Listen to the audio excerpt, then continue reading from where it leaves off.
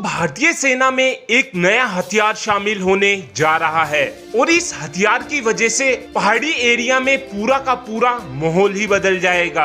आप सभी ये बात काफी अच्छे से जानते हो कि आज के समय में भारत अपनी मिलिट्री में मॉडर्नाइजेशन करने में लगा हुआ है, क्योंकि भारतीय सेनाओं के बहुत से हथियार ऐसे हैं जो पुराने हो चुके हैं और अब इन्हीं हथियारों को रिप्लेस किया जा रहा है। और Bharat INSAS rifle, MiG fighter jet और अजय टैंकों को रिप्लेस करना चाहता है। यहाँ तक कि भारतीय सेनाओं ने अब अपने आर्मर्ड व्हीकलों को भी बदलना शुरू कर दिया है और अब भारतीय सेना अपने उस हथियार को भी बदलने वाली है जिसने कारगिल युद्ध के नक्शे को पूरी तरीके से बदल कर रख दिया था। यहाँ पर मैं बात कर रहा हूँ आर्टिलरी गन की, और आर्टिलरी गन को किसी भी सेना की बैकबोन कहा जाता है, क्योंकि आर्टिलरी गन की मदद से दुश्मन देश के bunkers, launch pad, aircraft shelter और रडार सिस्टमों को पूरी तरीके से उधेड़ कर रखा जा सकता है। और सबसे बड़ा आर्टिलरी गन का ये भी फायदा होता है कि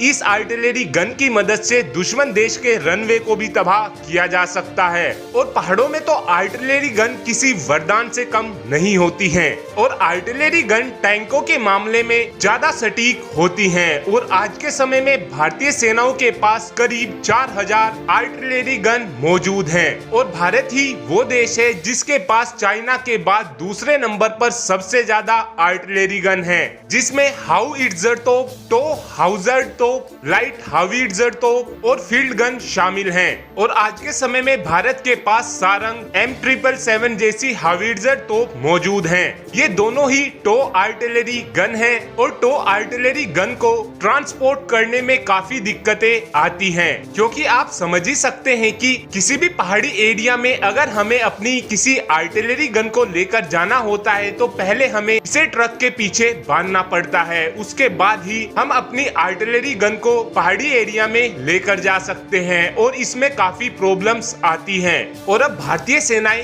ये चाहती हैं कि हमें कोई ऐसी आर्टिलरी गन मिल जाए जो ट्रक माउंटेड हो और कम से कम ये हाउइट्जर तोप 105 mm के गोले को दाग सके। और अब मंत्रालय की तरफ से भी इस तरीके की हाउइट्जर तोप खरीदने की मंजूरी दे दी गई है और इसमें भारतीय सेनाओं की तरफ से अपनी कुछ शर्तें भी रखी गई हैं, जिसमें पहली शर्त यह है कि ये हाउइट्जर तोप हमारा सभी का सभी गोला बारूद फायर कर सके, ताकि हमें नया गोला बारूद खरीदने की जरूरत ना पड़े। दूसरी शर्त यह रखी गई है कि ये आर्टिलरी गन रात को भी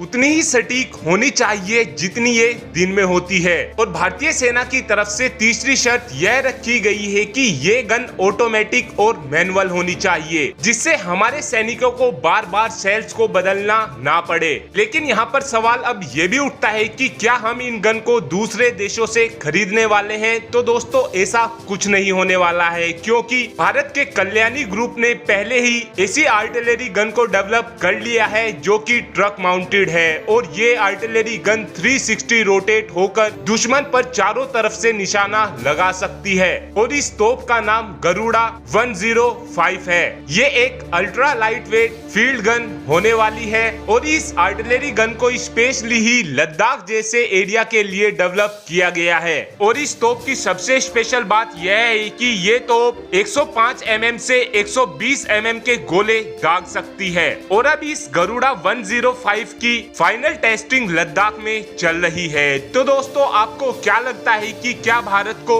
इस आर्टिलरी गन को खरीदना चाहिए या फिर नहीं? इस बात का आंसर आप कमेंट बॉक्स में दे सकते हैं। Thanks for watching this video. Have a good day.